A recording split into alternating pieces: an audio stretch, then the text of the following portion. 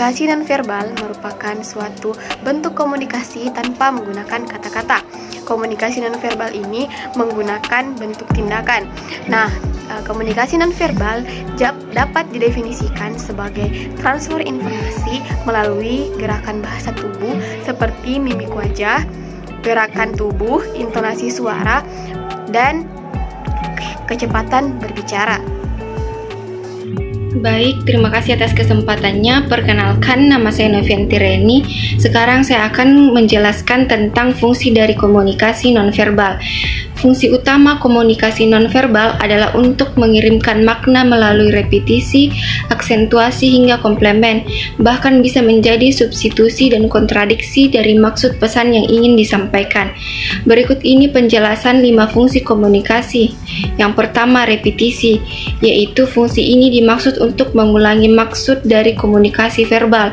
Contohnya, menganggukkan kepala ketika mengatakan iya dan menggelengkan kepala ketika mengatakan tidak. Yang kedua, substitusi. Ada kalanya komunikasi ini cukup untuk mengirim pesan dan tujuan. Contohnya adalah melambaikan tangan sebagai ucapan halo atau selamat tinggal. Yang ketiga, kontradiksi. Kontradiksi adalah penolakan pesan verbal atau pemberian makna lain terhadap pesan verbal yang disampaikan. Kontradiksi berfungsi sebagai humor atau sindiran. Contohnya, memuji prestasi orang lain namun sambil mengolok-ngolok. Yang keempat, aksentuasi. Berfungsi menambah intensi atau kekuatan pada kata-kata verbal. Contohnya ketika mengucapkan kata-kata, "Aku senang bisa melihatmu lagi," dengan lebih keras dan antusias kepada teman yang lama tidak kita jumpai. Yang kelima, komplemen. Fungsi komplemen diartikan sebagai upaya melengkapi serta memperkaya makna pesan verbal. Sekian dan terima kasih. Baik, terima kasih atas kesempatannya. Kali ini saya akan menjelaskan ragam jenis komunikasi nonverbal. Inti dari komunikasi nonverbal adalah penyampaian informasi sama halnya seperti komunikasi verbal. Begitupun komunikasi nonverbal yang terbagi ke dalam beberapa jenis yang baik untuk diketahui dan dilakukan guna meningkatkan keterampilan berkomunikasi secara keseluruhan. Yang pertama, ekspresi wajah. Ekspresi wajah merupakan salah satu jenis komunikasi yang paling sering digunakan. Saat berkomunikasi pun, ekspresi wajah adalah hal pertama yang akan terlihat, bahkan sebelum mendengar apa yang lawan bicara katakan. 2. Gestur. Gestur atau gerakan tubuh yang paling sering digunakan dalam komunikasi nonverbal yaitu melambai, menunjuk, atau menganggukkan kepala. Gestur pun juga dipengaruhi oleh budaya dalam suatu masyarakat, berbeda dengan ekspresi wajah yang lebih universal. 3. Postur tubuh.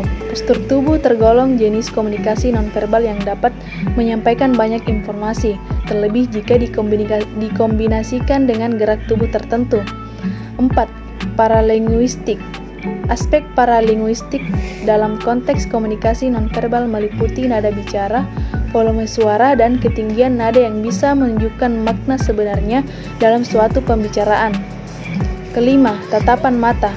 Cara seseorang melihat, menatap, dan berkedip dinilai bisa menunjukkan berbagai emosi yang ada pada diri pembicara.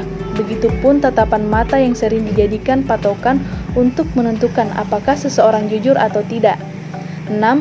Sentuhan. Sentuhan bisa digunakan untuk mengomunikasikan berbagai emosi, mulai dari kasih sayang, keakraban, hingga simpati. Ketujuh, penampilan. Penampilan bisa menentukan cara pandang dan reaksi seseorang terhadap orang lain, karena penampilan merupakan salah satu hal yang bisa dilihat pertama kali. Kendati demikian, informasi yang didapat dari sebuah penampilan biasanya berbeda-beda antar masyarakat sesuai dengan kondisi sosial budaya. Yang kedelapan, proksemik. Proksemik merupakan jenis komunikasi yang berupa jarak saat komunikasi berlangsung. Jarak atau ruang dalam komunikasi ini pun biasanya ditentukan oleh seberapa akrab dan nyaman seseorang dengan lawan bicara. Itulah beberapa ragam jenis komunikasi nonverbal. Perkenalkan, nama saya Heria. Saya akan memaparkan materi tentang faktor-faktor yang mempengaruhi komunikasi nonverbal. Nah, latar belakang yang mendasari hidup seseorang turut mempengaruhi bagaimana orang tersebut bersikap, berpikir, dan merespons suatu peristiwa. Studi tentang pengaruh latar belakang seseorang dengan kemampuan komunikasi nonverbal telah menjadi perhatian para ahli. Menurut Ursula Hayes, beberapa latar belakang ini menjadi faktor penting yang menentukan komunikasi nonverbal seseorang. Logat daerah, teori dialek yang dikemukakan oleh N. Van Bain dan Ambadi berpendapat bahwa setiap dialek memiliki ekspresi emosi yang berbeda satu sama lain. Hal ini terjadi dalam logat beberapa daerah di Indonesia. Misalnya suku Batak diasosiasikan dengan nada yang tinggi, sedangkan suku Jawa dikaitkan dengan tempo bicara yang lambat. Logat daerah atau dialek ini dinilai sangat berpengaruh pada komunikasi nonverbal. Studi lain juga menemukan bahwa manusia mengekspresikan dirinya lebih baik dengan kelompok orang yang memiliki latar belakang daerah yang sama. Ini membuktikan bahwa emosi tidak diekspresikan secara universal. Norma dan aturan budaya.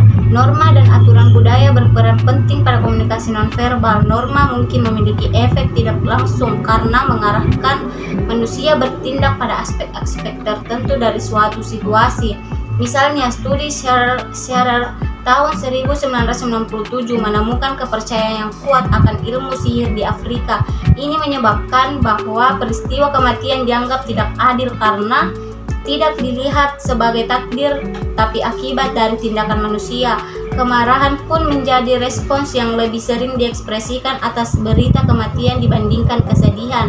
Setiap budaya memiliki sistem nilai yang berbeda, sehingga situasi yang sama dapat menimbulkan emosi yang berbeda dalam konteks budaya yang berbeda.